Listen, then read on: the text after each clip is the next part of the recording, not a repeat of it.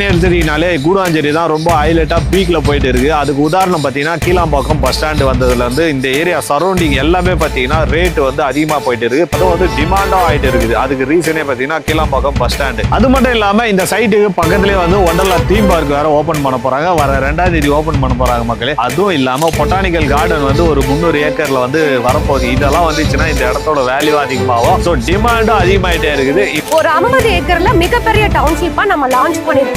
Already phase 5 வரைக்கும் சக்சஸ்ஃபுல்லா நம்ம சோல்ட் அவுட் பண்ணி இப்ப phase 6 தான் லான்ச் பண்ணிருக்கோம். சோ ஆல்ரெடி நம்ம கிட்ட ஒரு 500 ஹாப்பி கஸ்டமர் இடம் வாங்கி ரெஜிஸ்ட்ரேஷனே பண்ணிட்டாங்க. நம்ம கிட்ட வாங்கின கஸ்டமர் எல்லாமே வீடு கட்டி குடி வந்துட்டாங்க. சோ கஸ்டமர் வாங்குறாங்க அப்படின்னா டைரக்டா ஓனர் கிட்ட தான் வாங்குறாங்க.